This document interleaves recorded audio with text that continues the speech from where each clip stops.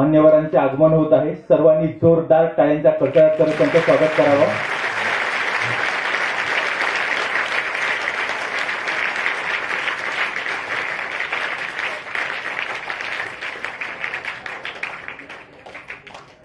आगतम स्वागतम शुभ स्वागतम, आगतम स्वागतम शुभ स्वागतम। डेक्कन एज्युकेशन सोसायटीच्या संस्थापक दिनाच्या समारंभामध्ये आपल्या सर्वांचे अगदी मनपूर्वक स्वागत।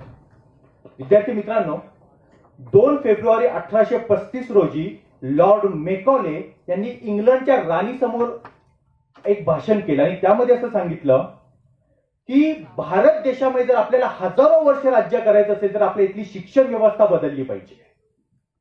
देहाने भारतीय आणि अंतरंगातून इंग्रज असतील अशा प्रकारचे नागरिक आपल्याला इथे घडवावे लागतील आणि तशा प्रकारची शिक्षण व्यवस्थेची त्यांनी सुरुवात केली। आणि या शिक्षण व्यवस्थेला सर्वात पहिल्यांदा जे आव्हान देण्यात आलेलं आहे ते आव्हान देणारी आपल्या देशातील राष्ट्रीय शिक्षण देणारी पहिली शाळा म्हणजेच आपली New English School Tilak road Pune ही शाळा। आणि या शाळेची स्थापना केली होती विष्णूशास्त्री चिपळूणकर, लोकमान्य टिळक, माधवराव नामजोशी आणि गोपाळ गणेश आगरकर या महान व्यक्तिमत्वांनी। पाहुयात तोच ऐतिहासिक क्षण।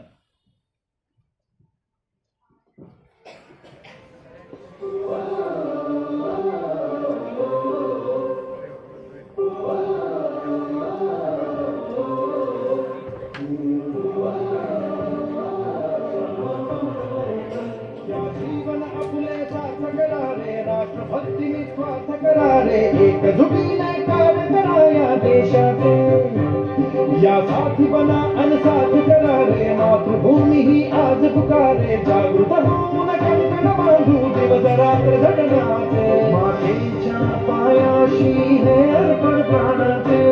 फेडूया ऋण आम्हा हा जन्म लाभला त्याचे, घेऊ हे ब्रज हाती आसे तू सिंधू नव हिंदुस्थानाचे।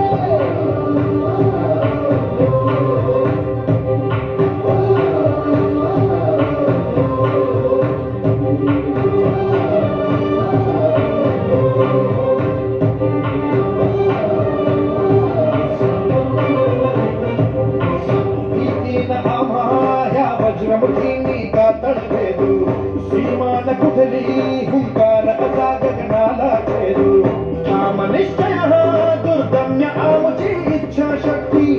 हृदय बोला दीना सोडी कधी राष्ट्रभक्ती, मातेच्या पायाशी हे अर्पण प्राणाचे। घेऊया ऋण आम्हा हा जन्म लाभला त्याचे, घेऊ हे ब्रज हाती असे तू सिंधू नव हिंदुस्थानाचे।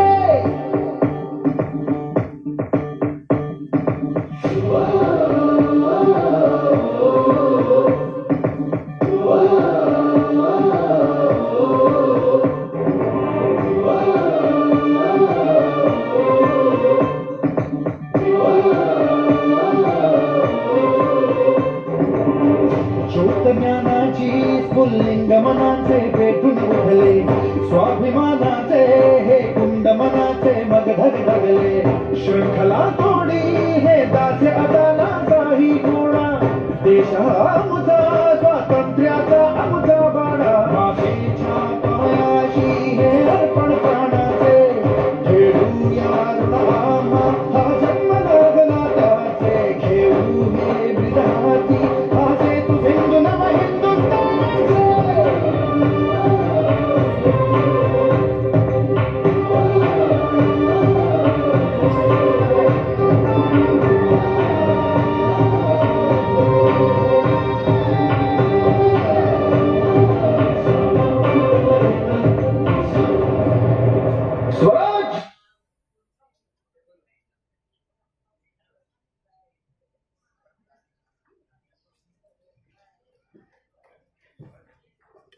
विष्णूशास्त्री चिपळूणकर, लोकमान्य टिळक, माधवराव नामजोशी आणि गोपाळ गणेश आगरकर या 4 महान व्यक्तिमत्वांनी स्थापन केलेल्या या शाळेमध्ये एक नवं आणखी एक महत्वाचं व्यक्तिमत्व जोडलं आणि ते म्हणजे शिक्षण तज्ञ वामन शिवराम आपटे। ज्यांच्या राज्यावरून सूर्य मावळत नव्हता त्या इंग्रजी सत्तेला आव्हान देणारी ही शाळा आणि ही संस्था या नंतरच्या काळामध्ये सुरू करण्यात आली। 1884 मध्ये विष्णूशास्त्री चिपळूणकरांचं निधन झाल्यानंतर वामन शिवराम आपटे, लोकमान्य टिळक, गोपाळ गणेश आगरकर व माधवराव नामजोशी यांनी डेक्कन एज्युकेशन सोसायटी या संस्थेची स्थापना केली. याच्या मान्यवरांना अशी विनंती करतो की कृपया त्यांनी समोर असणारी सरस्वती माता आणि त्याचसोबत आपले सर्व संस्थापक या सर्वांचे पूजन करावे, सोबतच दीपप्रज्वलन करावे.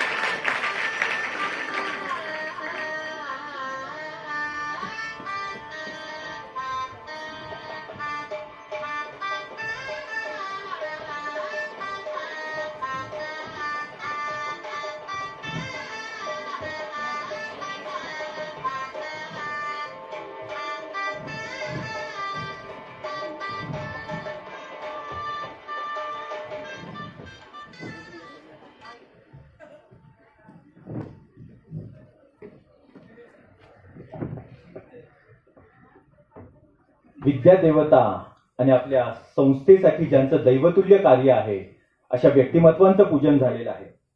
विद्यार्थी मित्रांनो, 9 ऑगस्ट आपल्या शाळेच्या व संस्थेच्या इतिहासातील अतिशय अविस्मरणीय असा हा दिवस.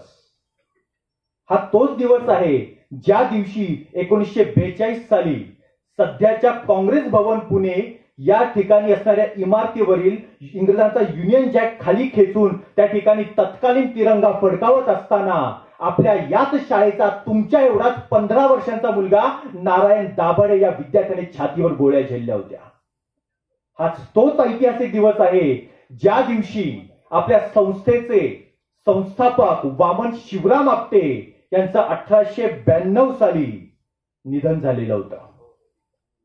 तर या कार्यक्रमाच्या निमित्ताने आपल्या शाळेचे, आपल्या संस्थेच्या संस्थापकांनी आणि आपल्या शाळेचे दुसरे मुख्याध्यापक असणारे वामन शिवराम आपटे यांच्याच मुख्याध्यापक पदावर बसणाऱ्या सध्याच्या आपल्या मुख्याध्यापिका माननीय कोरके मॅडम यांना मी अशी विनंती करतो की त्यांनी कृपया या कार्यक्रमाचं प्रास्ताविक करावं. माननीय कोरके मॅडम.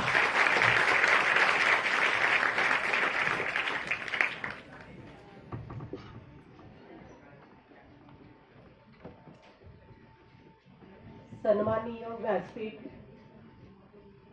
सर्व विद्यार्थ्यांसाठी आपल्याला सर्वांना माहिती असेल की 9 ऑगस्ट दरवर्षी आपण संस्थापक दिन म्हणून साजरा करतो. त्याच निमित्ताने आपण आज या कार्यक्रमाचे नियोजन केलेले आहे आपणा सर्वांसाठी. आणि खास या कार्यक्रमासाठी वेळ काढून उपस्थित असलेले आजचे पाहुणे जे आहेत ते देखील याच पद्धतीने आपल्या समोर जे काही आपण आता प्रार्थनेमध्ये बघितलेलं आहे आणि सरांनी काही माहिती दिलेली आहे त्यांचे वंशज या ठिकाणी उपस्थित आहेत. तर या ठिकाणी सर्वप्रथम आपल्याला समोर दिसत आहेत त्या मॅडम माधवराव नामजोशी यांच्या खापरपंथी माननीय अस्मिता नामजोशी मॅडम उपस्थित आहेत.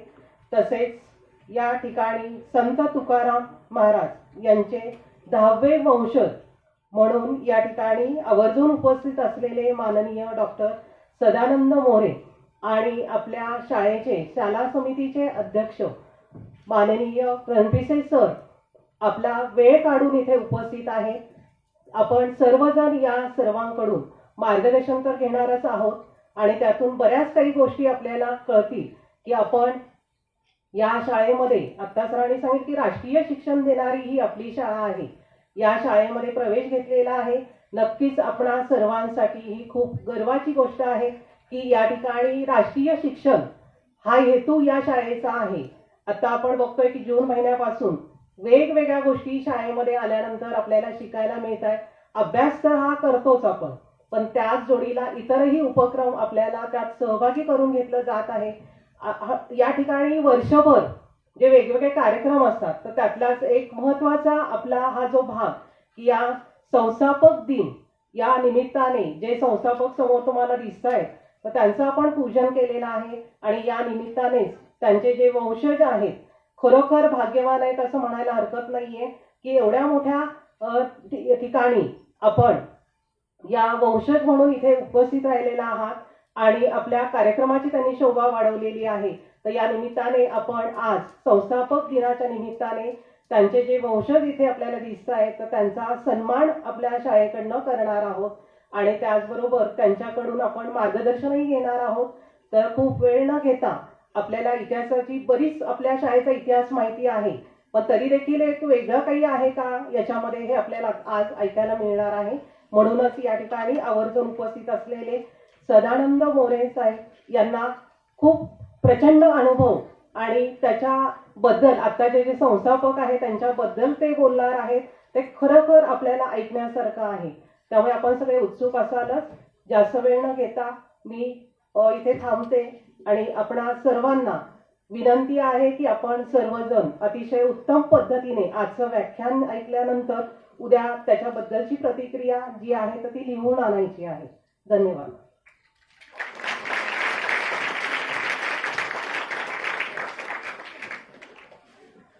धन्यवाद मॅडम. विद्यार्थी मित्रांनो, ज्याप्रमाणे अग्नी, जल, वायू, पृथ्वी आणि आकाश या पंचमहाभूतांनी मानवी देहाची निर्मिती होते, अगदी त्याचप्रमाणे टिळक, आगरकर, चिपळूणकर, नामजोशी आणि आपटे या पंच महान व्यक्तिमत्वांच्या माध्यमातून या संस्थेची, शाळेची आणि आपल्या पैकी प्रत्येकाची निर्मिती होते. त्यामुळेच जसं विविध प्रसंगी आपण त्या पंचमहाभूतांपैकी काही गोष्टींचा अंश घेऊन आपण त्याची पूजा करतो, त्याचप्रमाणे आज याच पंच महान व्यक्तिमत्वांपैकी काही व्यक्तींचे वंश बोलवून आपण त्यांची पूजा करण्याचा, त्यांचा सन्मान करण्याचा कार्यक्रम इथे आयोजित केलेला आहे. आणि त्याच सोबत त्यांचा सन्मान करत असताना आजच्या व्याख्यानासाठी जे विशेष व्यक्तिमत्व लाभलेलं आहे ते आपल्या संस्थापकांचं गुणगान आपल्यासाठी करणार आहेत. या सर्व महान व्यक्तिमत्वांसाठी परिचय करून देण्यासाठी, या महान व्यक्तिमत्वांचा परिचय करून देण्यासाठी आपल्या समोर येत आहेत महाजन मॅडम.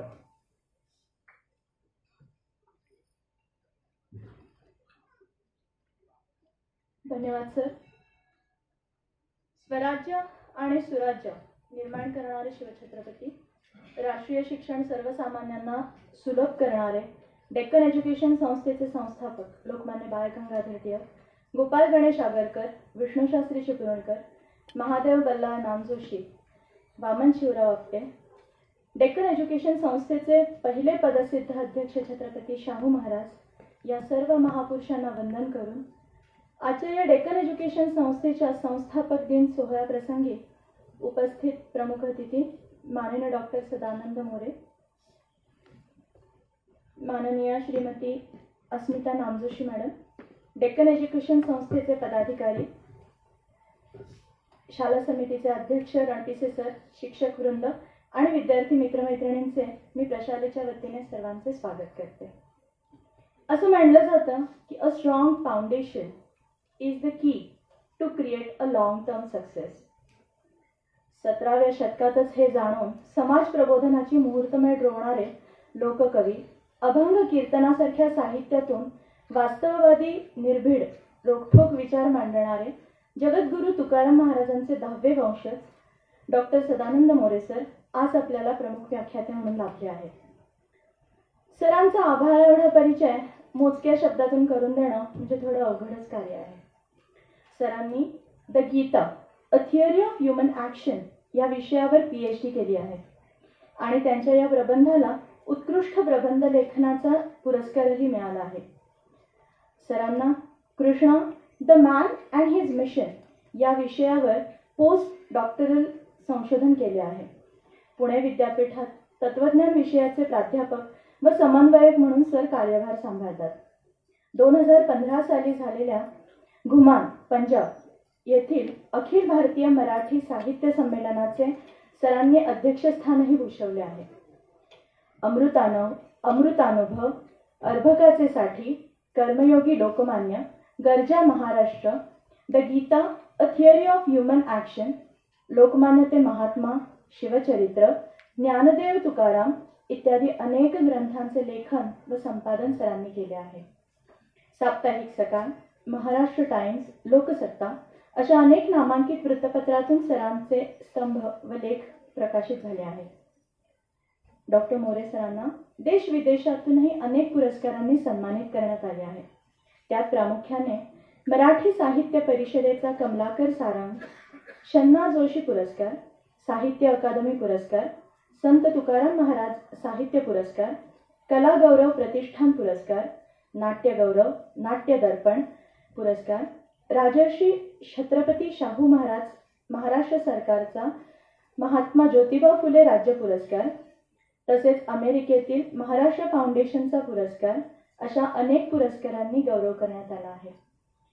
मी शाला समितीचे अध्यक्ष रणपिसे सर यांना अशी विनंती करते की त्यांनी मोरे सरांचा सन्मान करावा.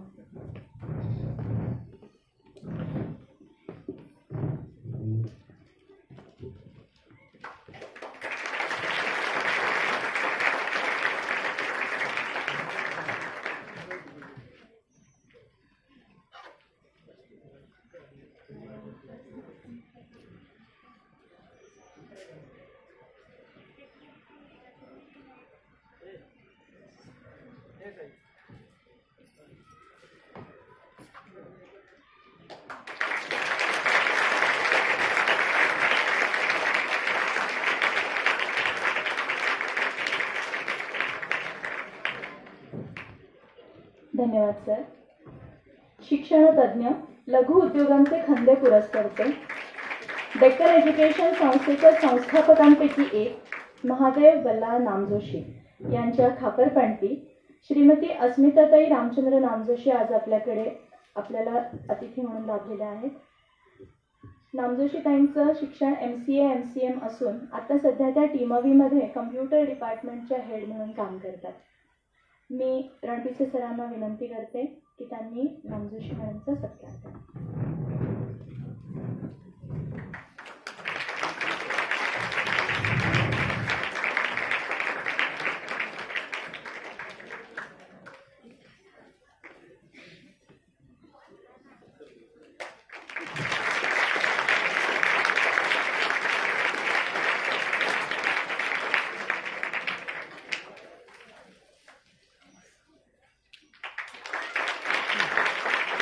धन्यवाद सर. धन्यवाद मॅडम.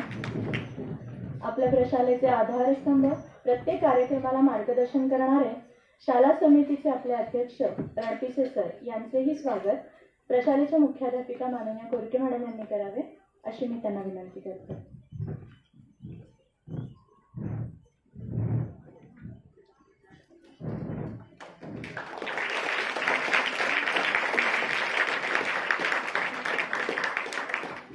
धन्यवाद सर. धन्यवाद मॅडम. यापुढील कार्यक्रमाची सूत्रे मी पाटील सरांच्याकडे देते. धन्यवाद. धन्यवाद मॅडम. विद्यार्थी मित्रांनो, समाजामध्ये साधारणतः अशी एक प्रथा आहे की आधी संस्था स्थापन होते आणि मग शाळा सुरू होते. पण आपल्या शाळेच्या बाबतीत नेमकं उलटं घडलंय. आधी शाळा स्थापन झाली आणि मग संस्था सुरू झालेली आहे आणि ही गोष्ट एक आदर्श गोष्ट म्हणून जगामध्ये आज प्रचलित आहे. अगदी त्याच पद्धतीने त्याचाच एक छोटासा अनुभव म्हणून आपल्या समोर आता एक गोष्ट घडणार आहे आणि ती म्हणजेच कार्यक्रमामध्ये आधी सर्वांची भाषणं होतं आणि मग अध्यक्षीय भाषण होतं. पण आज नेमकी उलटी गोष्ट घडणार आहे. आज आधी अध्यक्षीय भाषण होणार आहे आणि मग प्रमुख व्याख्यात्यांची भाषण होणार आहे.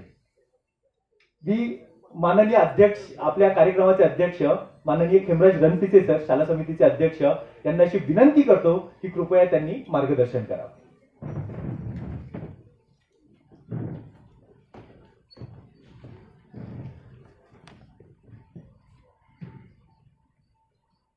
आदरणीय डॉक्टर सदानंदजी मोरे, जगद्गुरू संत तुकाराम महाराजांचे वंशज आहेत. त्याचप्रमाणे नामदोशी मॅडम, सर्व शिक्षक आणि विद्यार्थी मित्रांनो, सरांनी आता सांगितलं की आधी शाळा नंतर संस्था, तसं आधी अध्यक्षांचं भाषण नंतर हे. कधी कधी असं होतं की आधी कळस नंतर पाया. आपण असं पाहिलेलं आहे, मला वाटतं कैलास लेणं म्हणून एक मोठी लेणं आहे. अगोदर कळस नंतर पाया त्याचा, आपण पाहिलं असेल. आणि वास्तुकलेचा उत्तम नमुना आहे तो, जगविख्यात असा. जरूर आपण सर्वांनी पाहावा. आपली शाळा, आपण सगळ्यांनी बऱ्याचदा योगेश सर सांगतात, आपले सगळे शिक्षक सांगतात, आपल्या शाळेचं महात्म्य किंवा महत्त्व, संस्थापकांच्या वेगवेगळ्या गोष्टी, अतिशय विलक्षण अशी हे सगळे मंडळी आहेत. अशा विलक्षण मंडळींनी काहीतरी विलक्षण गोष्टी हे करत असतात. म्हणजे आपण ऐकतो, वेडात मराठी वीर दौडले सात, असं कुठल्या तरी प्रकारचं वेड असल्याशिवाय इतिहास घडत नाही असं आपण पाहतो. असे सगळे हे शिक्षणासाठी, देशातल्या तरुणांना जागृत करण्यासाठी, त्यांच्यामध्ये देशप्रेम निर्माण करण्यासाठी असे भारावलेले, वेडावलेले असे सगळे हे समाजसुधारक त्या काळी होते. त्यातलं एक व्यक्तिमत्व म्हणजे महादेव बल्लाळ नामदोशी. त्यांचे वंशज आता आपल्या इथं आलेले आहेत. हे पण एक वेगळं व्यक्तिमत्व होतं. आपण पाहतो काय काय त्या व्यक्तिमत्वामध्ये होतं. खरं तर त्यांचं शिक्षण जेमतेम 10वी झालं होतं. आणि त्यांचं शिक्षण 10वी मध्ये त्यांचा गणित विषय राहिला होता आणि काही केला त्यांना तो सुटत नव्हता. त्यांनी खूप प्रयत्न केले तरी पण त्यांना अपयश आलं. एकदा एका दुकानामध्ये भेळ खात असताना त्यांनी काही पेपर्स त्यांच्या हातात लागले आणि त्यांनी सहज ते चाळलं तर त्यांचाच पेपर होता 10वीचा तो, आणि त्यात त्यांना चांगले मार्क मिळाले होते. नंतर महादेव रानड्यांबरोबर त्यांनी ही गोष्ट शेअर केली, त्यांना सांगितली आणि पाठपुरावा केला आणि नंतर त्यांचा निकाल लागला की ते 10वी पास झाले. बघा ना, काय विलक्षण योगायोग येते. तो जर कागद त्यांच्या हाताशी लागला नसता तर मला नाही वाटत ते 10वी पास झाले असते. पूर्वी अशी पद्धत होती की पेपर तपासल्यानंतर मार्क्स मुंबईला जायचे, त्यावेळेस इंग्रजांचं राज्य होतं, अशा सगळ्या गोष्टी होत्या. आता आपण पाहतो की विद्यार्थ्यांनी एक मेल जरी केला शासनाला किंवा कॉलेजला तरी त्याची दखल घेतली जाते. तो काळ खूप जुना होता. 1880 1884चा काळ होता तो.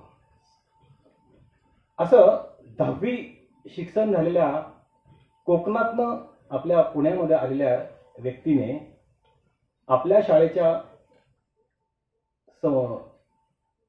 स्थापनेमध्ये लोकमान्य टिळकांना सांगितलं की मला याच्यामध्ये यायचंय.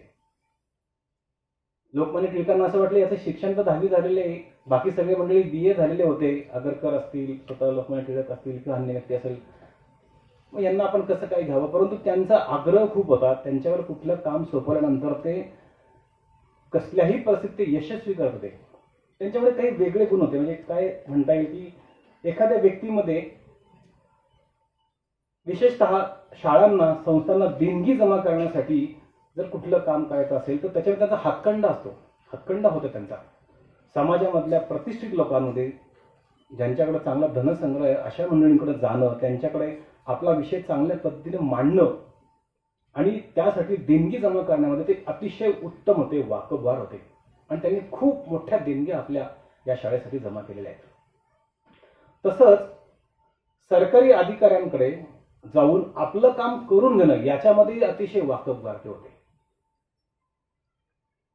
म्हणजे शिक्षणामुळे त्यांचं फार अडलं नाही, परंतु अन्य गोष्टीमध्ये त्यांच्याकडे इतके गुण होते की त्या गुणाच्या आधारे त्यांनी ह्या शाळेचा बराच आर्थिक भार हा त्यांनी स्वतः त्यातून निर्माण केलेला आहे असं आपल्याला पाहायला मिळतं.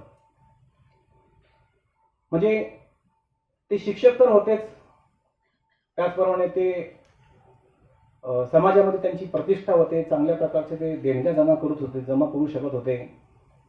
कुठलंही काम शासनाच्या दरबारी करायचं असेल तर ते चांगल्या प्रकारे त्यांना जमायचं. तिथल्या अधिकाऱ्यांना चांगल्या प्रकारे ते ज्याला एका अर्थाने पटवायचं म्हणतो आपण, असं ते करायचे.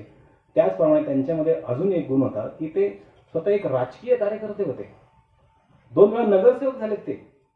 विशेषतः आपल्या पुण्यातल्या व्यापाऱ्यांचे बरेच मुद्दे त्यांनी नगरपालिकेमध्ये मांडले आणि अतिशय छोटे मोठ्या गोष्टी पण चांगल्या प्रकारे ते शासनाकडनं, महानगरपालिकेकडनं करून घेत असत.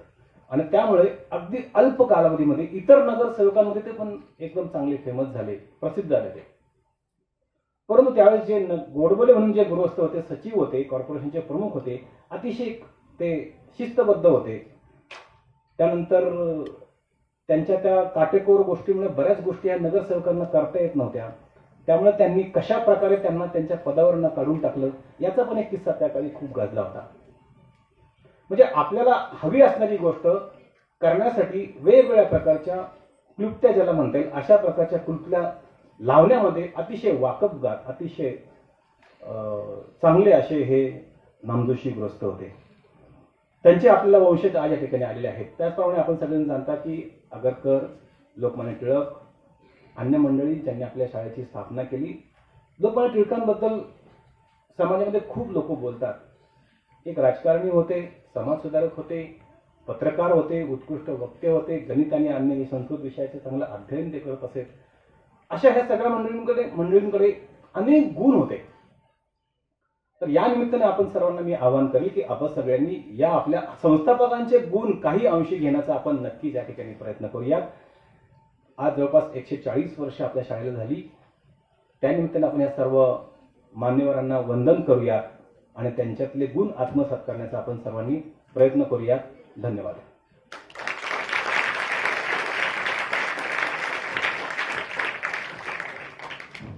धन्यवाद सर.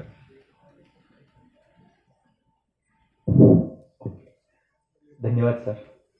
मोठ्या माणसांनी बोलल्याच्या नंतर बाकीच्यांचा आवाज कसा शांत होतो त्याचे उत्तम उदाहरण. विद्यार्थी मित्रांनो, आत्ताच आपण पाहिलं की आजचे जे आपले प्रमुख व्याख्याते आहेत माननीय डॉक्टर सदानंद मोरे सर यांना आपण एक सन्मान पत्र दिलं. पण हे सन्मान पत्रामध्ये नेमकं काय लिहिलं आहे त्या सन्मान पत्राचं वाचन अजून बाकी आहे, तर ते वाचन मी करतो. पुस्तक उडून गेले तरी शब्द उडून जात नाहीत, बुडून गेली गाथा जरी तुका बुडून जात नाही. जगद्गुरु संत तुकाराम महाराजांची गाथा बुडाली असली तरी संत तुकाराम महाराज बुडून जात नाहीत, त्यांचे अभंग बुडून जात नाहीत. संत तुकाराम महाराजांच्या साहित्याचा अंश घेऊन त्यांचे वंश आज महाराष्ट्रासमोर आले आहेत. माननीय डॉक्टर सदानंद मोरे, आपण जगद्गुरु संत तुकाराम महाराज यांचे 10वे वंशज आहात. आपण संत तुकाराम महाराजांचे केवळ हाडामासाचे व रक्ताचे नाते सांगणारे नाही, तर त्यांच्या आचारांचा, विचारांचा आणि कृतीचा वारसा चालवणारे वारसदार आहात. आपल्या पूर्वजांच्या कार्याचा वसा घेऊन आपण महाराष्ट्राच्या सांस्कृतिक क्षेत्रामध्ये स्वतःच्या कार्यकर्तृत्वाचा कायमचा ठसा उमटवलेला आहे. लेखक, कवी, नाटककार, समीक्षक, इतिहास संशोधक, प्रवचनकार, कीर्तनकार आणि संत साहित्याचे अभ्यासक या आणि अशा क्षेत्रांमध्ये आपल्या अष्टपैलू व्यक्तिमत्वाने आपण जणू काही आधुनिक साहित्याची गाथाच निर्माण केली आहे. अचल, अढळ आणि अभंग.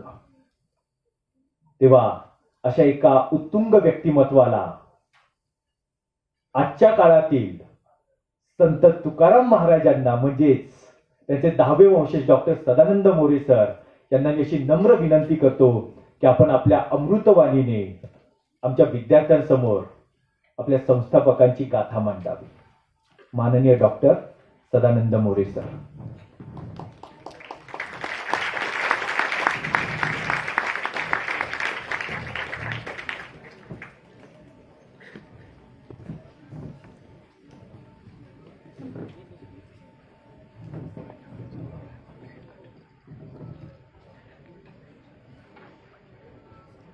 मित्रहो,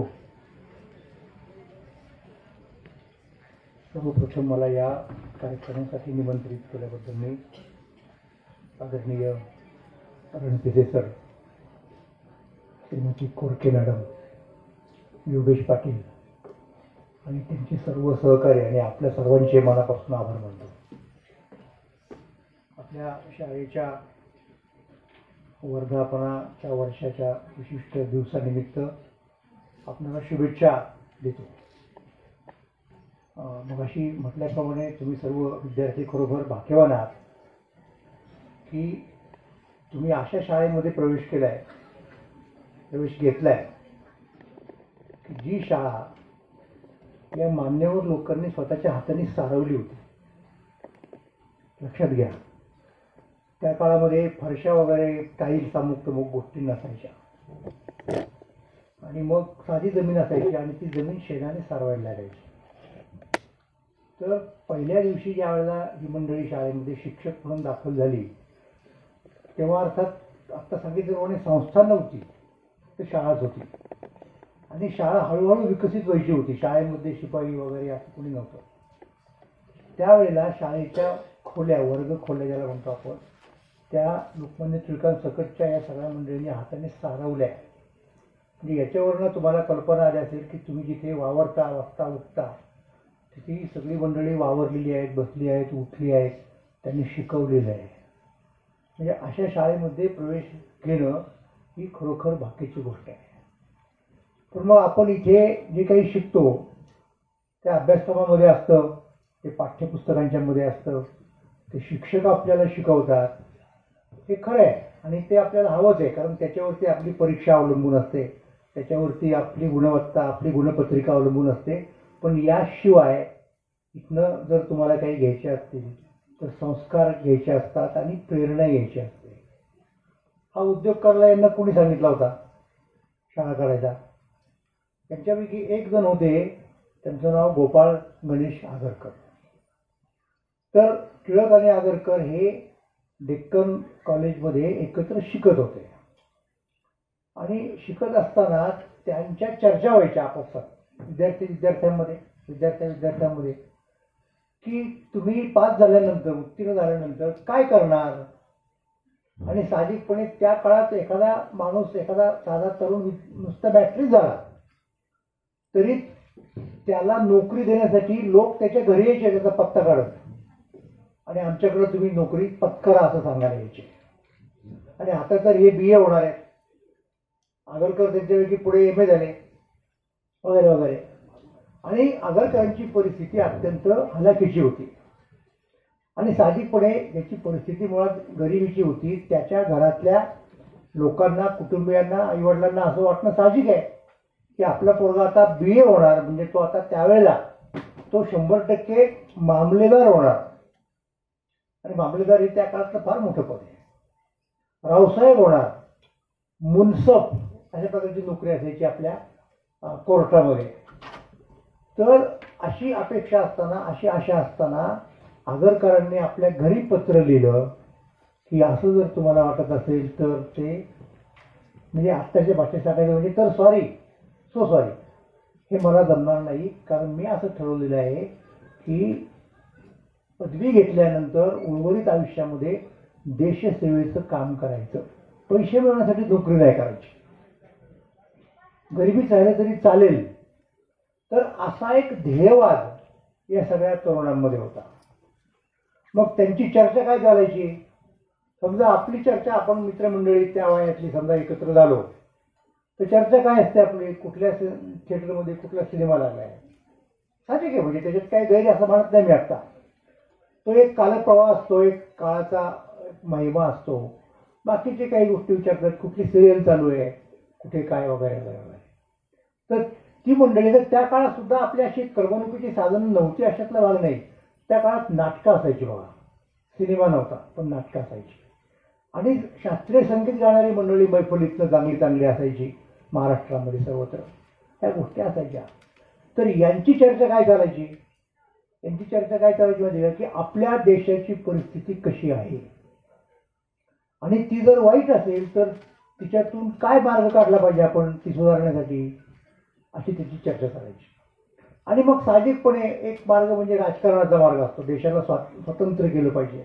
मग ते कसं करायचं, आपल्या देशाचा उज्ज्वल इतिहास, त्याची चर्चा व्हायची. आणि हे सगळं करता करता ती कधी कधी हमरी-तुमरीवरती यायची मंडळी, की माझंच म्हणणं खरं आहे वगैरे वगैरे, मतभेद व्हायचे राजकीय गोष्टींबद्दल विशेषतः. पण हे सगळं चालू असताना त्यांच्या लक्षात एक गोष्ट आली की एका गोष्टीबद्दल आपला मतैक्य आहे, आणि ते मतैक्य कोणतं, की देशामध्ये अज्ञान फार आहे, तेव्हा देशातल्या लोकांना शिकवलं पाहिजे, म्हणजे शाळेमध्ये कार्य केलं पाहिजे, म्हणजे शाळा काढली पाहिजे, तिथून सुरुवात करायची. आणि तिथं मतभेद व्हायचं काही कारण नाही, कारण राजकीय इश्यू नव्हताच तो तेव्हा शाळा काढणं. असं त्यांनी ठरवलं की आपण ग्रॅज्युएट झाल्यानंतर शाळा काढायची असं ठरलं. दरम्यानच्या काळात परीक्षा जवळ आली वगैरे वगैरे, परीक्षा त्यांनी दिली असेल. पण मुख्य मुद्दा काय झाला म्हणजे त्या काळामध्ये आपल्याला या शाळेच्या आणि सोसायटीच्या संदर्भात काहीतरी बोलायचंय, म्हणून मी सांगतो. आणि मी सांगतो म्हणजे काय, मी असा कोण शाळा लागून गेलो, पण मला या उदाहरणार्थ टिळक चरित्र मी 2 लिहिली, एक मोठं चरित्र आणि एक लहान चरित्र लोकमान्य टिळकांचं.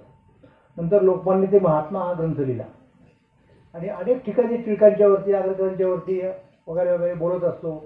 तुम्ही जर यूट्यूबवरती सर्च करा तर तुम्हाला माझी व्याख्यानं दिसतील टिळकांच्यावरती लिहिलेली वगैरे. तर त्यामुळे मला या गोष्टी माहिती आहेत, म्हणून मी तुम्हाला सांगतो, याच्यापेक्षा अधिक काही नाही. ती तुम्हालाही माहिती होऊ शकतील तुम्ही अभ्यास केला तर. तर असं ठरलं की शाळा काढायची. आणि आता शाळा काढणं लक्षात घे बरं का, म्हणजे हे नुकतीच ग्रॅज्युएट होत आहेत, कॉलेजमधनं बाहेर पडतात आणि म्हणजे BA होत आहेत, आणि ध्येय काय तर शाळा काढायची. कल्पना करा, शाळा काढणे काय सोपी गोष्ट नव्हती त्या काळामध्ये, म्हणजे आजही तशी सोपी नाहीच आहे, पण सोपी गोष्ट नसते. त्याला पैसे लागतात, भांडवल लागतं, त्याला अनुभव लागतो. यांच्यापैकी अनुभव कोणाला शाळा चालवण्याचा काढण्याचा नाही, पैसे प्रश्न उद्भवत नाही, अजून सुरुवात व्हायची आहे. योगायोगाने काय झालं माहिती का, त्या काळामध्ये ही जी 5 लोक असायचे ना, यांना त्या काळचे लोक 5 पांडव म्हणून ओळखायचे. त्यांच्यात सगळ्यात मोठा कोण, विष्णूशास्त्री चिपळूणकर. तर चिपळूणकर त्यावेळेला सरकारी शाळेमध्ये नोकरीला असायचे, सरकारी शाळेमध्ये, लक्षात घ्या. आणि ते निबंधमाला नावाचं मासिक चालवायचे, आणि ते रत्नागिरीला त्यांची अपॉइंटमेंट होती, तिथे असायचे. आणि निबंधमालेमधून ते ब्रिटिश सरकारवरती टीका करायचे. आणि साहजिकपणे त्या शाळेतले बाकीचे शिक्षक जे असायचे मुख्याध्यापकांच्या सकट, त्यांचं आणि यांचं जमायचं नाही, वाद व्हायचे. बरेचसे शिक्षक राजनिष्ठ असायचे, यांची मतं अशी थोडीशी तरेवाईक म्हणता येतील त्या काळात, अशाच प्रकारची होती, एक्स्ट्रीम म्हणतो आपण अशा प्रकारची होती. मग त्याच्यावरून त्यांची आणि मुख्याध्यापकांची व्हायची भांडणं. आणि मग त्याच्यात सतत मग एक दिवशी त्यांनी असा विचार केला की कशाला पाहिजे आपल्याला ही सरकारी नोकरी, आणि म्हणून त्यांनी राजीनामा दिला. आणि राजीनामा दिल्यानंतर काय करणार, काहीतरी म्हणजे ध्येयवादाला धरून काहीतरी केलंच पाहिजे. मासिक तर चालवत होतेच, पण त्यातनं काही पुरेसे पैसे मिळत नव्हते. मग आपण शाळा काढूया, शाळेमध्ये थोडेफार पगाराच्या रूपाने पैसे येतील, आणि शिवाय आपल्याला जे शिक्षण विद्यार्थ्यांना द्यायचं आहे, जे आपण निबंधमालेतून सांगतोय सगळ्यांना, ते देता येईल. म्हणजे त्यातनंच पुढे राष्ट्रीय शिक्षणाची कल्पना निघाली असं चिपळूणकरांना वाटलं, आणि चिपळूणकरांनी राजीनामा दिला. ती बातमी वर्तमानपत्रामध्ये आली की विष्णू कृष्ण चिपळूणकर किंवा विष्णूशास्त्री चिपळूणकर मालाकार, त्यांना मालाकार म्हणायचे, निबंधमालेचे संपादक, यांनी शाळेचा राजीनामा दिला असून त्यांचा पुण्यामध्ये स्वतंत्र शाळा काढण्याचा इरादा आहे. आणि ही बातमी या तरुणांनी वाचली, आणि मग त्यांना काय वाटलं माहिती का, की आपण हा उद्योग करण्यापेक्षा एक अनुभवी मनुष्य इथे येतोय, ज्याचं नाव लोकांना माहिती आहे, केवळ याच्या नावामुळे काही पालक आपल्या विद्यार्थ्यांना शाळेत पाठवतील, तो जर शाळा काढत असेल तर आपण तिथे शाळेत जाऊन त्याला जॉईन होऊ, असं कोणाला वाटलं, हे टिळक आगरकर इत्यादी तरुणांना वाटलं. आणि त्याप्रमाणे ते चिपळूणकरांना भेटायला गेले, आणि त्यांनी चिपळूणकरांना सांगितलं की आम्ही तुमच्याबरोबर आहोत, त्याच्यामुळं आम्हाला घ्या. आणि त्याप्रमाणे हे ग्रॅज्युएट झाले. आणि इकडे लोकमान्य टिळकांनी चिपळूणकरांनी त्या शाळेची घोषणा केली, आणि त्या शाळेमध्ये हे शिक्षक म्हणून लागले. आगरकरांनी जरी ठरवलं असलं तरी आगरकरांनी त्यावेळेला MA ला प्रवेश घेतला होता, त्यामुळे आगरकर पहिल्या वर्षी नाही आले. त्यांचं ते MA चे वगैरे भरत होते, त्या भरल्या, MA होऊन ते इथे आले. नंतरची गोष्ट आहे. तर सांगायचा मुद्दा म्हणजे अशा ध्येयवादी तरुणांनी चालवलेली ही पहिली शाळा होती. आणि तो एक वेगळा प्रयोग होता, लक्षात घ्या. त्यावेळेला खाजगी शाळांची कल्पना फारशी नव्हती. एक भावे नावाची ग्रस्त होती, त्यांची एक शाळा होती, अजिबात नाही असं नाही, पण ही शाळा त्यांनी काढली. आणि ती शाळा एक प्रकारची क्रांतिकारक गोष्ट ठरली. क्रांतिकारक गोष्ट म्हणजे कशी, की यांनी काय ठरवलं होतं लक्षात घ्या, हा सगळ्यात महत्वाचा मुद्दा आहे की फक्त पोटापुरता पगार घ्यायचा. पहिलं सूत्र काय, सरकारची ग्रँट घ्यायची नाही. कारण सरकारची ग्रँट घेतली की सरकारची बंधनं येतात. काय शिकवायचं, कसं शिकवायचं, किती शिकवायचं. पगार जास्त असतो पण बंधनं येतात. त्यामुळं बंधनं नको असतील तर सरकारचा पगार नको, सरकारची ग्रँट नको. पण म्हणजे तेवढा पगार नाही मिळणार तुम्हाला. कमीत कमी पगार एका कुटुंबाचा उदरनिर्वाह होण्याला जितके लागतील पैसे तितका पगार घेणार असं ठरलं. त्यावेळेला संपूर्ण महाराष्ट्रात या लोकांची चर्चा झाली. तर तुम्हाला माहिती आहे का त्यांना काय म्हणायचे लोक त्या काळामध्ये, त्यांच्यापेक्षा वरिष्ठ लोक त्यांना काय म्हणायचे, हे जिसुईट मिशनरी आहे. तुम्हाला जिसुईट शब्द माहिती असेल परंतु मिशनरी शब्द माहिती असेल. मिशनरी म्हणजे ख्रिस्ती धर्माचे प्रचारक. ते काय करायचे ख्रिस्ती धर्माचे प्रचारक, ते अत्यंत साधेपणाने आयुष्य घालवायचे. कुठलीही चैन नाही, आराम नाही, वाहून घ्यायचे त्या धर्मकार्याला. तशी ही मंडळी शिक्षण कार्याला यांनी वाहून घेतलेलं आहे. पैसे पाण्याच्या मागे लागलेले नाहीत, नोकरीच्या मागे लागलेले नाहीत. म्हणून हे महाराष्ट्रातले जणू काही जेसुईट मिशनरी आहेत असं त्यावेळेला लोक म्हणायला लागले. आणि मग या ठिकाणी विद्यार्थी यायला लागले, शिकवायला लागले. आणि तुम्हाला सांगतो थोड्याच दिवसामध्ये यांच्या लक्षात काय आलं माहिती आहे, त्यांच्या लक्षात अशी गोष्ट आली की आपण आता फक्त शाळेपुरतं थांबून चालणार नाही. शाळेपेक्षा वरची गोष्ट म्हणजे शाळेत तुम्ही काय होणार, जास्तीत जास्त मॅटर नाही होणार. पुढे काय तर पुढचा विषय तर फार महत्त्वाचा असतो. मुलं तरुण झालेले असतात, आता लहान असतात. लहान मुलांना आपण सगळ्या गोष्टी सांगू शकत नाही. तर कॉलेज पण काढलं पाहिजे म्हणून त्यांनी पुढे फर्ग्युसन कॉलेज काढलं. त्यातनं डी सोसायटीची स्थापना झाली वगैरे वगैरे वगैरे. तर ही शाळा, शाळेनंतर कॉलेज, कॉलेजनंतर संस्था, अशा प्रकारे हा पुढचा त्यांचा प्रवास झाला. म्हणजे पुढे त्या कॉलेजचे आगरकर हे प्राचार्य झाले. फर्ग्युसन कॉलेजचे पहिले प्राचार्य कोण तर आगरकर. पुढे टिळक आणि आगरकरांचे मतभेद झाले. ते मतभेद काही खाजगी कारणामुळे नव्हते, वैचारिक कारणामुळे होते. तो आपण मुद्दा बाजूला सोडू. पण त्याच्यापेक्षा महत्त्वाचा मुद्दा कोणता की शिकवलं पाहिजे, हा सगळ्यात महत्त्वाचा मुद्दा आहे. आणि शिकवण्याची माध्यमं कोणती कोणती असतात तर शिकवण्याचं पहिलं माध्यम म्हणजे शाळा आहे. आता त्यांच्या लक्षात पुढे काय गोष्ट आली माहिती का, आणि मला असं वाटतं की फार महत्त्वाची गोष्ट आहे की शाळेतून आपण किती विद्यार्थ्यांना शिकवू शकतो. तर ठीक आहे, म्हणजे पहिली शाळा ही झाली इंग्लिश स्कूल, दुसरी ब्रँच पुण्यात नाही, नंतर ज्या ब्रँचेस निघाल्या कुठे सांगलीला, कुठे पुढे मुंबईला, त्याला अजून वेळ आहे. आत्ता तरी नाही आहे. सुरुवातीच्या काळामध्ये एक शाळा, पुढे एक कॉलेज निघालं फर्ग्युसन कॉलेज. मग तुम्ही एका शाळेतनं, एका कॉलेजातनं किती विद्यार्थ्यांना शिकू शकाल एका वर्षामध्ये. मर्यादा आहे, अत्यंत मर्यादा आहे. आणि त्यांना तर सगळ्या समाजाला शिकवायचं होतं. मग समाजाला शिकवण्यासाठी काय लागतं, कुठल्या माध्यमातून शिकवता येईल तर त्यासाठी वर्तमानपत्र लागतं. वर्तमानपत्र लागतं. आणि ते वर्तमानपत्र त्यांच्या काय लक्षात आलं माहिती का की त्यांच्याचपैकी कोणाच्या तरी घरामध्ये कोणाच्या तरी श्राद्धाला ही सगळी मंडळी गेली होती. आणि तिथे विषय निघाला की बाकीची जी आत्ताची वर्तमानपत्र आहेत त्या वर्तमानपत्रातनं लोकांच्या इच्छा, आकांक्षा, मागण्या दिसून येत नाहीत, प्रतिबिंबित होत नाहीत. पण मग कुणीतरी असं म्हटलं त्यांच्यापैकी की असं आपण नुसती तक्रार करून काय उपयोग, आपण काढूयात वर्तमानपत्र. आणि खरोखर कल्पना निघाली की आपण वर्तमानपत्र काढूयात. म्हणून केसरी नावाचं वर्तमानपत्र मराठीमधलं आणि इंग्रजीमध्ये मराठा नावाचं वर्तमानपत्र. मराठा हे इंग्रजी वर्तमानपत्र आणि केसरी हे वर्तमानपत्र मराठीमधलं. केसरीचे पहिले संपादक आगरकर होते आणि नामजोशी याचे संपादक झाले, मराठाचे संपादक झाले. तर हा मुद्दा लक्षात घ्या तुम्ही. टिळक मराठाचे संपादक झाले पहिले, मुद्दा लक्षात घ्या. इंग्रजी पेपर कशाला हो, तुम्हाला महाराष्ट्रातल्या, भारतातल्या लोकांना शिक्षित करायचे, त्यांना राजकीय शिक्षण द्यायचे, त्यांना जागृत करायचे. मग इंग्रजीमध्ये कशाला वर्तमानपत्र. तर ते फार महत्त्वाचं आहे. कारण त्या काळामध्ये लोक काय म्हणतात वर्तमानपत्राच्या माध्यमातून, हे ब्रिटिश सरकारचा कोणतरी नोकर असायचा आणि तो नोकर ते अनुवादित करून, ट्रान्सलेट करून सरकारला पाठवायचा. मग आता म्हणजे काय, आपण मागणी करायची मराठीतनं, सरकारवरती टीका करायची मराठीतनं, आणि ते दुसरं कोणीतरी येऊन इंग्रजीमध्ये भाषांतर करून सरकारला पाठवणार. असा द्राविडी प्राणायाम करण्यापेक्षा, कारण तो माणूस योग्य भाषांतर करील याची खात्री आहे का, नाही. त्यातलं नेमकं महत्त्वाचं काय हे त्याला कळेल का, नाही, खात्रीच आहेत. म्हणून सरकारला आपलं म्हणणं सरळ कळलं पाहिजे डायरेक्ट, कारण सरकार म्हणजे इंग्रज लोक. म्हणून यांनी ठरवलं की आपल्याला एक इंग्रजीमधून सुद्धा वर्तमानपत्र काढलं पाहिजे. म्हणून त्यांनी मराठा वर्तमानपत्र इंग्रजीतून काढलं. म्हणून मराठा आणि केसरी ही 2 वर्तमानपत्र त्यांनी सुरू केली. म्हणजे 3 गोष्टी आल्या.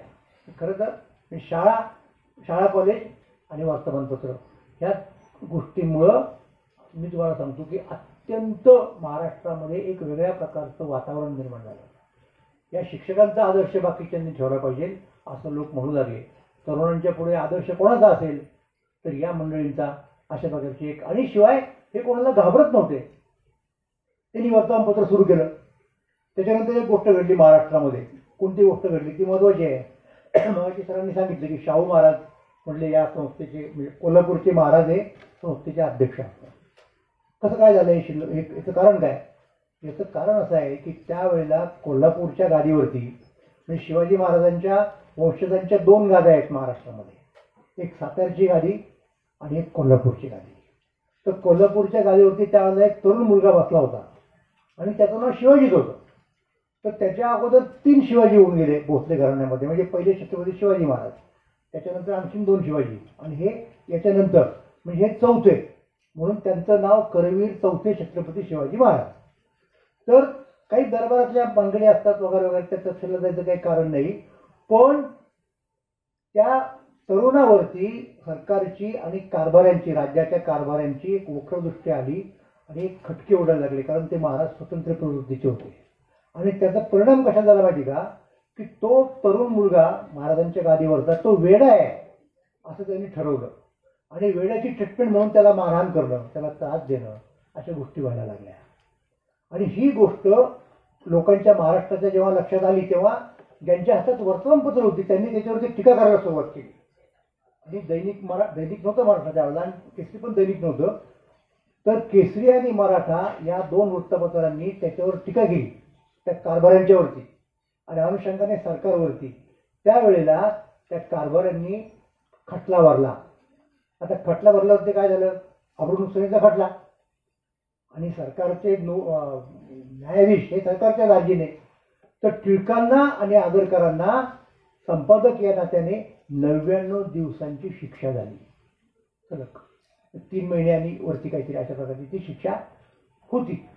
ती शिक्षा त्यांनी भोगली. मुंबईला एक डोंगरी नावाचं गाव आहे, तिथे एक किल्ला आहे जुना. त्या डोंगरीच्या किल्ल्यात हे 2 जण 99 दिवस होते. म्हणजे तेव्हापासून त्यांचे आणि कोल्हापूरच्या गादीचे चांगले संबंध निर्माण झाले. आणि मग पुढे आबासाहेब गाडगे नावाचे ग्रस्त होते, त्यांनी मदत केली. ते शाहू महाराजांचे वडील, यांना शाळा चालवायला कॉलेज चालवायला म्हणून ते अध्यक्ष. आणि नंतर शाहू महाराज त्याचे अध्यक्ष झाले. आणि आज ताब्यात ती प्रथा संस्थेने पाळलेली आहे की तुमचे अध्यक्ष कोण? तर कोल्हापूरच्या गादीचे महाराज. तर छत्रपतींच्या साठी यांनी शिक्षा भोगलेली आहे. म्हणून त्याच्यामुळे महाराष्ट्रातल्या सगळ्या लोकांसाठी हे एकदम एक हिरो झाले, लक्षात घ्या, नायक झाले. कारण हे तरुण असे आहेत की जे सत्यासाठी बांधतात, न्यायासाठी बांधतात, तुरुंगात जायला घाबरत नाहीत. अशा प्रकारची त्यांची प्रतिमा निर्माण झाली. आणि मग पुढचा जो प्रवास आहे तो तुम्हाला माहिती आहे. लोकमान्य टिळक आणि विशेषतः आगरकर यांच्यात काही कारणावरती वाद झाला, मतभेद झाले आणि ती संस्था फुटली. टिळक बाहेर पडली त्याच्यातनं. आणि टिळकांनी केसरी मराठा या दोघांचंही मालकी घेतली. आगरकरांनी स्वतंत्र पत्र काढलं सुधारक. पण मुख्य मुद्दा काय आला की महाराष्ट्रातल्या सामाजिक क्षेत्रात काम करणाऱ्या आणि राजकीय क्षेत्रात काम करणाऱ्या नेत्यांच्या पिढ्या, कार्यकर्त्यांच्या पिढ्या या 2 वर्तमानपत्रांनी घडवल्या, या शाळेने घडवल्या कितीतरी पुढे आणखी, आणि त्या कॉलेजनी घडवल्या. आणि तुम्हाला आणखीन आता गोष्ट सांगतो ती बऱ्याच लोकांना माहिती नसते. आता टिळकांनी फर्ग्युसन कॉलेजचा राजीनामा दिला आणि राजीनामा देऊन वर्तमानपत्र सुरू केली. पण वर्तमानपत्रांनी त्यावेळेला असे उत्पन्न नव्हतं फार मोठं, जेमतेम कसे कशी तोंड मिळवणी व्हायची. मग आता पोटापाण्याचा काय मुद्दा आहे, काहीतरी पाहिजे ना उदरनिर्वाह. म्हणून लोकमान्य टिळकांनी पुण्यामध्ये कायद्याचे क्लासेस सुरू केले. तुम्हाला आश्चर्य वाटेल, LLBची पोरं जी बसायची ना त्यांना शिकवायला खाजगी क्लास टिळकांनी सुरू केला. शुक्रवार पेठेमध्ये ते असायचे. आणि महाराष्ट्रातल्या अनेक गावांमधनं तरुण मुलं LLB करण्यासाठी पुण्यात यायला लागली आणि लोकमान्य टिळकांच्या क्लासमध्ये जायला लागली. तेव्हा ते लोकमान्य आलेले नव्हते. आणि मग तिथे गेल्यानंतर पुढचा मुद्दा काय आहे तो अधिक महत्वाचा आहे. ते जसं कायदा शिकायचे तसं टिळकांच्याकडनं राजकारणाचे धडेही घ्यायचे. तसं काही तास नसायचा राजकारणाचा, पण ते आपोआप व्हायचं. ते त्यांच्या बोलण्यातनं, त्यांच्या वर्तमानपत्रामधल्या अग्रलेखातनं, नंतर ते बाहेर जाऊन जेव्हा काही भाषणं करायची त्याच्यातनं, त्यांचा तो गणपती उत्सव, त्यांचा तो शिवाजी उत्सव, हे सगळं पाहायची ती मुलं. आणि ती वकील झाल्यानंतर जेव्हा आपापल्या गावी जायची, आपापल्या शहरात जायची आणि प्रॅक्टिस सुरू करायची वकिलीची, त्याचबरोबर टिळकांचं राजकारण पण सुरू करायचे. कल्पना करा. आणि मग अशा प्रकारे टिळकांचं राजकारण जे संपूर्ण महाराष्ट्रात पसरलं, त्याचं कारण हे आहे, त्यांच्या तालमीत तयार झालेली कॉलेजमधली मुलं, हायस्कूलमधली मुलं आणि मुख्यत्वे लॉ क्लासमध्ये तयार झालेले वकील हे सगळे पुढे आले आणि त्यांनी एक देशाच्या, महाराष्ट्राच्या राजकारणाच्या नाड्या जणू काही आपल्या हातामध्ये घेतल्या. आणि असं काही वर्ष चाललेलं आहे. हा जो पाया घातला स्वातंत्र्य लढ्याचा, आपल्याला कल्पना असेल बहुतेक, पण तुम्हाला एक गोष्ट सांगतो की लोकमान्य टिळक हे भारताचे पहिले नेते आहेत. टिळकांच्या अगोदर कुणी अख्ख्या भारताचं नेता झालेलं नव्हतं. त्यांच्या प्रदेशाचे नेते असायचे, त्या ठिकाणी असायचे, त्यांचं काम असायचं, त्यांना त्यांचे लोक मानायचे.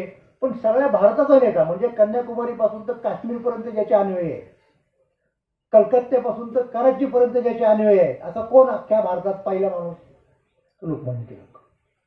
आणि म्हणून सरकार जर कोणाला घाबरत असेल सगळ्यात जास्त त्या काळात, तर लोकमान्य टिळकांना घाबरतो की याच्या शब्दावरती प्राण द्यायला लोक तयार आहेत आणि सरकारची सगळी अंडी पिल्ली यायला माहिती आहेत. टिळक हे कायद्याचे अभ्यासक होते, लक्षात घ्या. त्यामुळे सरकारला सुद्धा कायद्यात कसं पकडायचं आणि आपण कायद्याच्या कचऱ्यात कसं सापडायचं नाही, हे टिळकांच्या इतकं कोणालाच कळायचं नाही. आणि हे लोक, आता आपल्याला बऱ्याच वेळा कल्पना नसते बरं का, की मोठे लोक असतात की नाही अशा प्रकारचे, त्यांच्याबद्दल आपल्याला एक वेगळीच की टिळक पटल्यानंतर लगेच स्वातंत्र्य झाला. पण टिळकांना सर्वसामान्यांच्या बद्दल सुद्धा किती आस्था होती, किती काळजी होती, याचं मी एकच उदाहरण सांगणार आहे आणि माझं भाषण थांबवणार आहे. फार ऐकण्यासारखी गोष्ट आहे. लोकमान्य टिळक त्यावेळेला केसरी वाडा, आज जिथे म्हणतो ना आपण, तिथे नसायचा. दुसरीकडे कुठे असायचे तिथे राहायला, शुक्रवार पेठेमध्ये वगैरे. तिथे राहायला नव्हते आणि तिकडनं इकडे यायचे, असा तो मुद्दा आहे. तर येताना कुठनं यायचे? शनिवार पेठेमध्ये अहिल्यादेवी शाळा आहे बघा, शेजारी ते मोतीबागेचं कार्यालय आहे, तिथं असा एक बोर्ड आहे. तर तो नाट्यछटाकार दिवाकर यांच्या नावात त्याचं नाव येते दिलेलं. तिथून ते जायचे आणि तिथे त्यांचा तो वाडा असायचा, त्या दिवाकरांचा वाडा असायचा. तर तिथं टिळक टांग्यातनं जायचे. त्यावेळेला मोटर नव्हती, टांगा असायचा. आणि टांग्यातनं गेल्यानंतर त्या गल्लीतली जी मुलं होती, लहान मुलं, ती यायची आणि टांग्याच्या मागच्या याला असे लोंबकळायची, त्यांना मजा वाटायची. मग टिळकांच्या काय लक्षात आलं की ही मुलं आहेत, यांना त्या टांग्याला हे करण्यात मजा वाटते, मग त्यापेक्षा आपण असं का नाही करू, त्या गल्लीत प्रवेश केला की टिळक टांग्यातनं खाली उतरायचे आणि त्या मुलांना बसवायचे टांग्यामध्ये आणि थोडं पुढे, म्हणजे आपण ते एक राईड द्यायची, त्यांना लिफ्ट द्यायची, चला. थोडं पुढे गेल्यानंतर मग ती टांगा थांबायचा, मुलं खाली उतरायची, टिळक परत बसायचे आणि तिकडे गायकवाडवाड्यापर्यंत ते जायचे. अशी कितीतरी दिवसांची पद्धत होती. त्या मुलांच्या मध्ये टिळक फार पॉप्युलर होते. एकदा काय झालं, काहीतरी त्या वाड्यामधला तिथल्या एक लहान मुलगा मरण पावला दुर्दैवानं. आणि मग त्या वाड्यातलं वातावरण एकदम बदललं. मोठी माणसं बदलली, मग त्याचा परिणाम लहान मुलांच्यावरती झाला. आणि 2-4 दिवस ती लहान मुलं बाहेर येईनाशी झाली खेळायला वगैरे. तर टिळकांनी पाहिलं, 1 दिवस गेला, 2 दिवस गेला, ती मुलं बाहेर काय येत नाही. मग टिळक आतमध्ये गेले वाड्यात आणि त्यांनी चौकशी केली की अरे असं का झालं, ही मुलं बाहेर काय येत नाही. मग तिथे कळलं त्यांना की एक छोटा मुलगा गेलाय. मग ते त्याच्या घरी गेले, त्याच्या आईवडिलांचं सांत्वन केलं. सांगायचा काय मुद्दा माहिती का, की एवढा मोठा माणूस परंतु इतक्या छोट्या छोट्या गोष्टींकडे त्याचं लक्ष असतं. देशाचं नेतृत्व करणं ही सोपी गोष्ट नाही. नेतृत्व जेव्हा एखादा माणूस करतो ना, तेव्हा त्याच्यावरती फार मोठी जबाबदारी येते. तो अनेक माणसांना, त्याला ॲक्सेसिबल म्हणतात इंग्रजीमध्ये, तसा असावा लागतो. आणि टिळक तसे होते. टिळकांच्या घरामध्ये तुम्ही महाराष्ट्रातला कुठलाही माणूस केव्हाही जरी गेला तरी त्याला ते प्रवेश असायचा. आणि त्याने कुठलंही काम सांगितलं, लोकांना कळत नाही, मोठा माणूस आहे ना, आता तो राजकारणी आहे, त्याचा वेळ किती महत्वाचा आहे, काही कळत नाही. काही कामं सांगतात की आमची एवढी वही हस्तलिखित तपासून लिहा, काही सांगायचे कामं. तर टिळक ती कामं न तक्रार करता करायची आणि मदत करायची, सल्ला द्यायचे. मग ती आर्थिक मदत असेल, आणखीन काही गोष्टी असतील, तर हे टिळकांचं तुम्हाला सांगतो एक वैशिष्ट्य आहे. या परिवारामधल्या एका सद्गृहस्थांचं लवकर निधन झालं आणि त्या काळामध्ये त्यांनी एक कादंबरी लिहिलेली होती. ती कादंबरी त्यांच्या मृत्यूनंतर थोडी अपुरी होती, तर ती पूर्ण झाली पाहिजे, ती छापली गेली पाहिजे. आणि त्या जो छापतो प्रकाशक त्यांनी त्याच्यावरची रॉयल्टी सगळीच्या सगळी स्वतःचं कमिशन न घेता, फायदा न घेता सगळी त्यांच्या कुटुंबियांना दिली पाहिजेत. मग लोकमान्य टिळकांनी त्यासाठी रदबदली गेली. दामोदर सावळराम यंदे नावाचे प्रकाशक होते, त्यांना ते सांगितलं आणि प्रकाशकांनी टिळकांचा शब्द ऐकला. म्हणजे आपल्या सहकाऱ्यांची काळजी घेणं, सहकाऱ्यांच्या मृत्यूनंतर त्यांच्या नातेवाईकांना, त्यांच्या वारसदारांना सांभाळणं, या सगळ्या गोष्टी रामजोशीताईंना त्यांच्या घरातून सांगितल्या गेल्या असतील, मला पक्की खात्री आहे.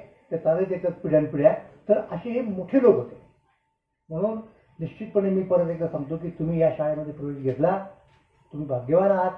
तुम्ही नुसतं शिकू नका, इथून संस्कार घ्या, इथून प्रेरणा घ्या आणि समाजामध्ये काहीतरी करा.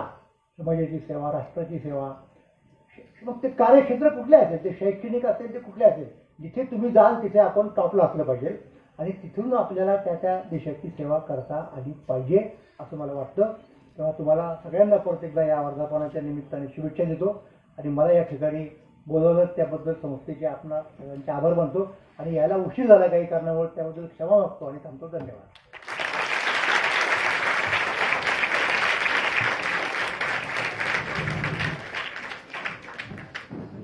धन्यवाद सर. विद्यार्थी मित्रांनो, साधारणतः 1870-72 पासून पुढचा कालावधी म्हणजे जवळपास 150 वर्षांच्या जुन्या काळामध्ये आपल्याला सरांनी साधारण अर्धा ते पाऊण तास घेऊन गेलेले आहेत. तेव्हा त्यांचे आपण मनपूर्वक आभार मानूया. जोरदार सर्वांनी टाळ्या वाजवायच्या. बाळांनो, आपल्या शाळेची जी स्थापना झाली, ती स्थापना झाली होती मोरोबा दादा वाड्यामध्ये.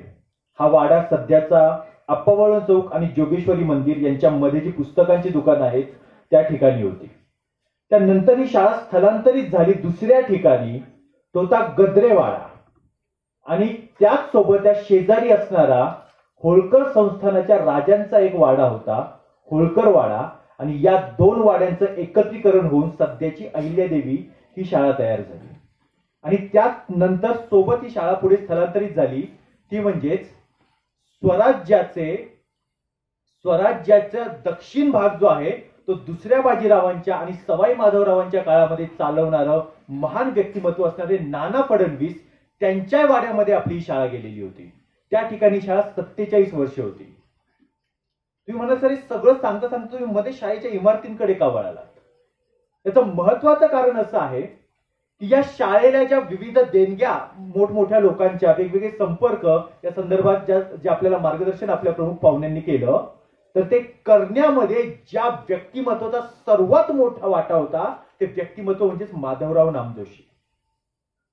आणि त्याही पुढे जाऊन मी तुम्हाला हे सांगतोय की या सर्व इमारतींशिवाय शनिवार वाडा सुद्धा आपल्या शाळेला वापरण्यासाठी मिळाला होता, तो फक्त माधवराव नामजोशी यांच्या प्रयत्नांमुळे. पण जेव्हा इंग्रज लष्कराला ही गोष्ट लक्षात आली की एकतर राष्ट्रीय शिक्षण देणारी देशातील पहिली शाळा, त्यात जिथून सगळ्या देशाचा कारभार चालवला जात होता तो शनिवार वाडा, आणि हे दोन्ही जर एकत्र आले तर आपल्याला बाहेर पडायला 1947 उजाडायची गरज पडणार नाही. तर ते जे महान व्यक्तिमत्व होतं त्यामुळे त्यांनी पुढे शनिवार वाडा आपल्या शाळेला दिला नाही. आणि नंतर आपण नाना फडणवीसांच्या वाड्यामध्ये गेलो आणि नंतर पुढे भारतीय स्वातंत्र्याच्या काळामध्ये आपल्या या इमारतीची स्थापना झालेली आहे. तर विद्यार्थी मित्रांनो, त्या महान अशा व्यक्तिमत्वाच्या म्हणजेच माधवराव नामजोशी यांच्या वारसदार, त्यांच्या 5व्या पिढीतील व्यक्तिमत्व म्हणजेच माननीय अस्मिता नामजोशी मॅडम यांना मी अशी विनंती करतो की कृपया त्यांनी आमच्या विद्यार्थ्यांना मार्गदर्शन करावे. माननीय अस्मिता नामजोशी मॅडम.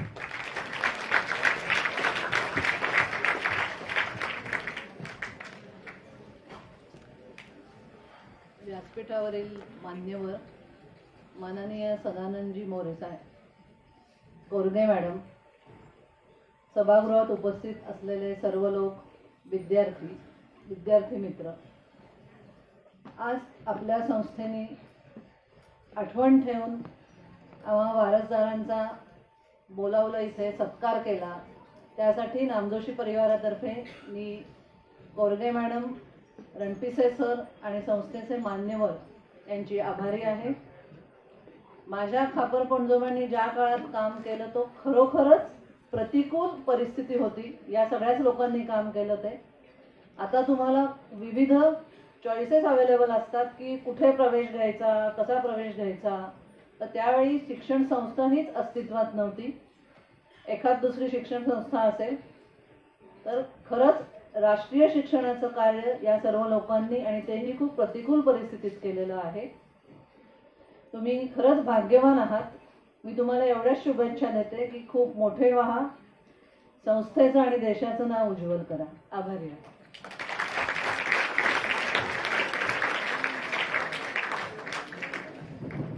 धन्यवाद मॅडम. यानंतर या कार्यक्रमाचे आभार प्रदर्शन करतील आपल्या माननीय पर्यवेक्षिका भोसले मॅडम. मी त्यांना अशी विनंती करतो की कृपया त्यांनी आभार प्रदर्शन करावे.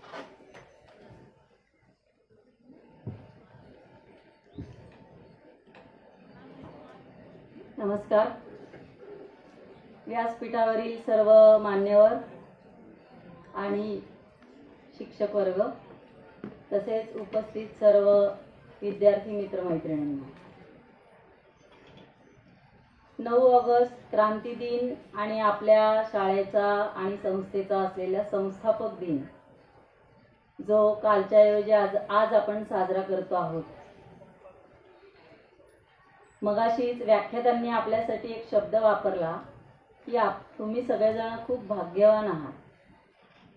मला वाटतं खरोखरच आपण सगळेजण खूप भाग्यवान आहोत की ज्या थोर व्यक्तींनी या शाळेची जमीन सारवली आणि या ठिकाणी येणाऱ्या विद्यार्थ्यांशी अतिशय प्रेमाने, मायेने त्यांचं केवळ शिक्षण न म्हणता जीवन घडवलं. आणि आज 142 वर्षानंतर हीच परंपरा शाळेमध्ये अशीच पुढे चालवली जात आहे. या आजचेही आपले शिक्षक तितक्याच प्रेमाने, आपुलकीने आणि मायेने आपल्या या विद्यार्थ्यांच्या जीवनामध्ये आनंद आणि शिक्षण देण्याचं काम करत आहे. तेव्हा आपली सगळ्यांची जबाबदारी काय? इथे बसलेल्या प्रत्येक विद्यार्थ्याच्या मनामध्ये हा प्रश्न निर्माण झाला पाहिजे. आज हा कार्यक्रम करत असताना आपल्या प्रत्येकाला असं वाटलं पाहिजे की जे काही विचार आज आपण ऐकले, आजचे आपले सन्माननीय व्याख्याते माननीय श्री सदानंदजी मोरे यांनी खूप सोप्या, खूप तुम्हाला समजेल, रुचेल, पचेल अशा भाषेमध्ये तुमच्यासमोर आपल्या संस्थापकांचे आणि शाळेच्या स्थापनेविषयीच्या काळातल्या काही महत्त्वाच्या गोष्टी, घडामोडी सांगितल्या की ज्या ऐकताना प्रत्येक विद्यार्थी अगदी मला मंत्रमुग्ध झालेला दिसत होता. तर अशा आजच्या या व्याख्यात्यांचं खरं तर आभार मानणं योग्य नाही आहे, पण त्यांनी आपल्याला जी काही माहिती दिली, जे काही मार्गदर्शन केलं किंवा आपल्याशी जो संवाद साधला, त्याबद्दल मी प्रशालेच्या वतीने त्यांचे मनापासून धन्यवाद देते त्यांना. तसेच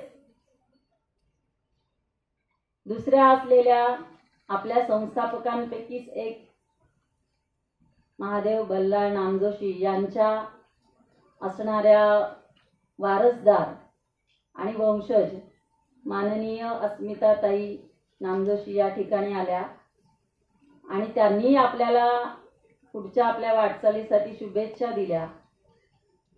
त्यांनाही मी प्रशालेच्या वतीने धन्यवाद देते. आजचा हा जो कार्यक्रम आपण आयोजित केला, याचे अध्यक्ष आपल्या शाळा समितीचे अध्यक्ष माननीय रणपिसे सर, की जे या ठिकाणी त्यांच्या खूप व्यग्र असलेल्या कार्यक्रमांमधून सुद्धा केवळ आपल्या शाळेच्या प्रेमापोटी, स्नेहापोटी या ठिकाणी उपस्थित राहिले आणि तेवढ्याही याच्यामध्ये त्यांनी आपल्याशी संवाद साधला, आपल्याला मार्गदर्शन केलं, त्याबद्दल रणपिसे सरांनाही मी धन्यवाद देते.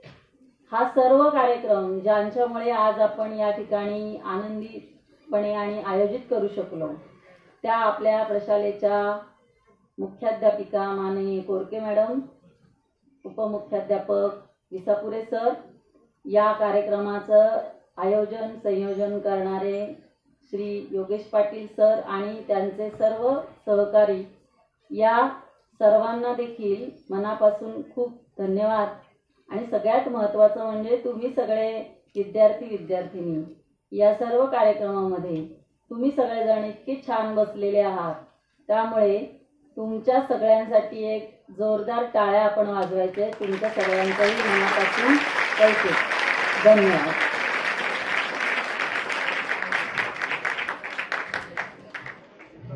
धन्यवाद मॅडम. यानंतर पसायदानाने कार्यक्रमाची सांगता होईल. सर्व विद्यार्थी शांतपणे ताठ बसलेले, डोळे बंद. पसायदानासाठी येत आहे महाजन मॅडम.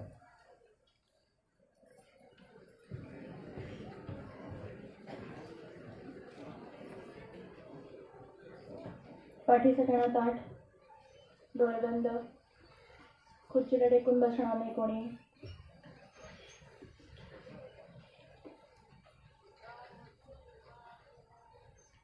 आता विश्वात्मके देवे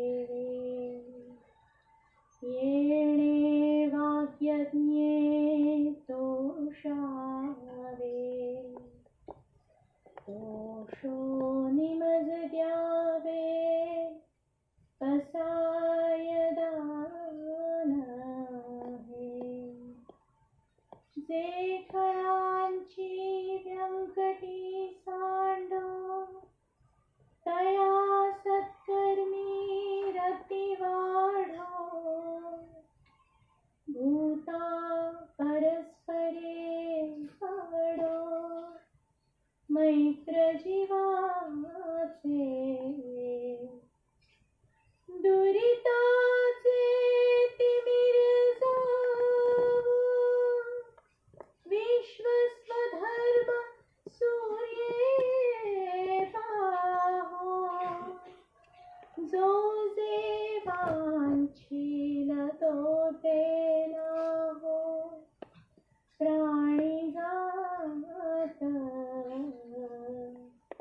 वर्षत सकळ मंगळी.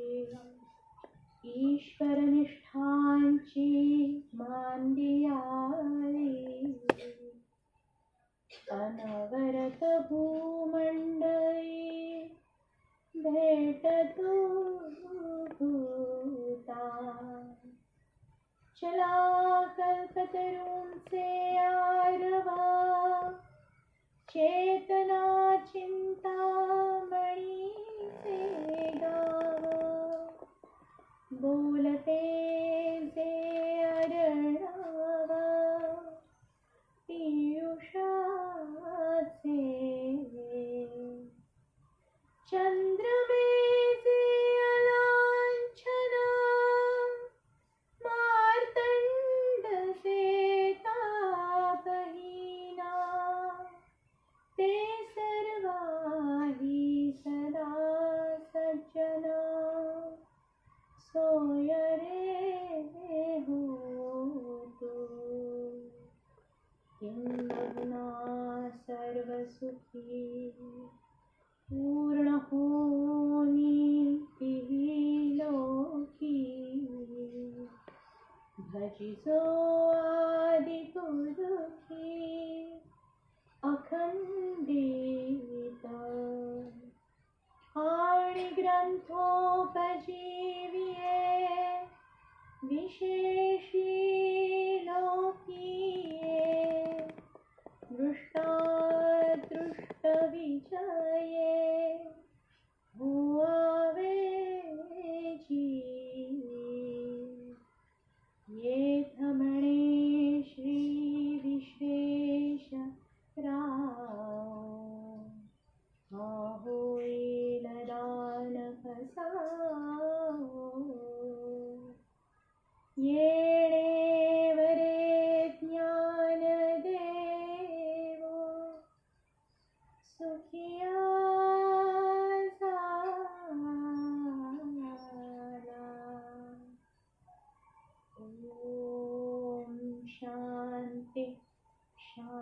शांति शांति।